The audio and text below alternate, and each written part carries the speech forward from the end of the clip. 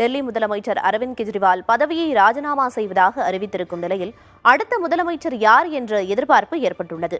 டெல்லி அரசியல் களம் குறித்த தகவல்களை செய்தியாளர் பார்வையில் வழங்குகிறார் செய்தியாளர் ராஜீவ். அடுத்த முதலமைச்சர் டெல்லி முதலமைச்சர் யார் அப்படிங்கிற எதிர்பார்ப்பு ஏற்பட்டிருக்கு. ஆலோசனை கூட்டம் தொடங்கி நடந்து வருது. இந்த ஆலோசனையில யாரோட பெயரெல்லாம் பரிசீலனையில இருக்கு?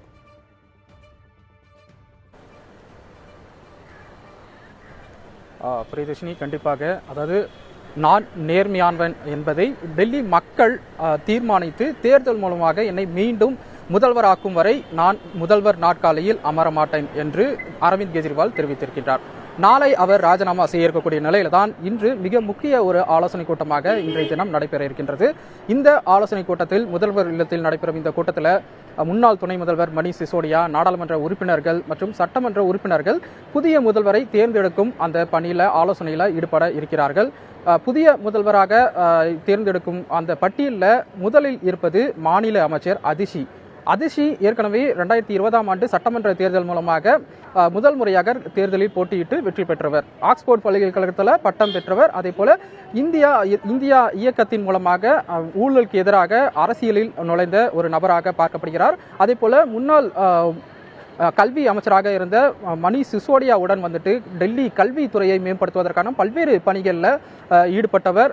இது போன்று முக்கிய ஒரு பதவிகளில் அவர் வகித்து வருகிறார். தற்போது அவர் நீர்வளத்துறை, கல்வி உள்ளிட்ட முக்கிய இலாக்காக்களும் அவருக்கு ஒதுக்கப்பட்டு அவர் அந்த தலைமையில் வகித்து வரக்கூடிய நிலையில முதலில் அந்த பரிசீலனை பட்டியலில் இருப்பது அதிர்ச்சியாக இருக்குவதாக கூறப்படுகிறது. அடுத்ததாக அதே போல கோபால் ராய் முன்னாள் சட்டமன்ற உறுப்பினராகவும் அதே போல தற்போது மாநில அமைச்சராகவும் இருக்கிறார். அவரும் பல பொறுப்புகளில் அவர் பதவி வகித்து வந்த நிலையில முக்கிய நபராக கட்சியில் கருதப்படுகிறார்.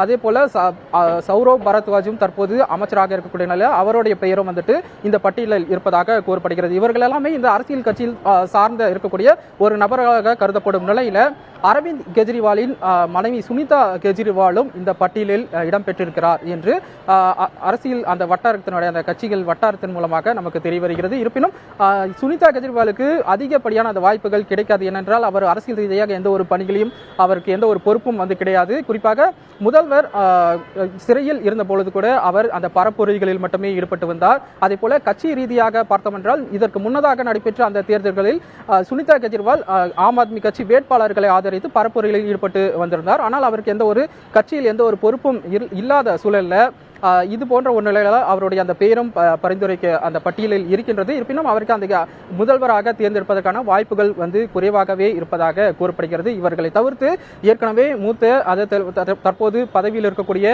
மற்ற நபர்களுக்கு அதிக வாய்ப்பு இருப்பதாக கூறப்படுகிறது. அது யார் என்பதுதான் இன்றைய தினம் அந்த ஆலோசனை கூட்டத்தில் முடிவு செய்யப்படும். நாளை முதல்வர் தனது பதவியை ராஜினாமா செய்ய இருக்கக்கூடிய நிலையில் நாளையே இது தொடர்பான அறிவிப்புகள் வெளியாகலாம் என கூறப்படுகிறது. முதல்வர் இந்த ராஜினாமா அந்த அறிவிப்பை பாஜகவும் விமர்சனம் செய்து வருகிறது. குறிப்பாக இந்த அறிவிப்பானது ஒரு விளம்பர யுத்தியை அவர் கையாண்டு வருகிறார். ஊழல் நிறைந்த முதல்வராக இருப்பதை டெல்லி மக்கள் அறிந்துள்ளனர். எனவே தேர்தலில் ஆதரவு கிடைக்காது என்பதற்காகவே வேறு ஒருவரை முதல்வராக அவர் தேர்ந்தெடுக்க உள்ளதாக அவர் தற்போது பாஜகவும் அவர்கள் சார்பாக விமர்சனங்களை முன்வைத்து வரக்கூடிய நிலையில அடுத்தடுத்து வரக்கூடிய அந்த தேர்தலில் கட்சியை பலப்படுத்தும் விதமாகவும் அனைத்து நடவடிக்கைகளை முதல்வர் அரவிந்த் கெஜ்ரிவால் மேற்கொள்ள இருக்கிறார். டெல்லி அரசியல் களம் குறித்த விவரங்களை வழங்கியதற்கு நன்றி ராஜீவ்.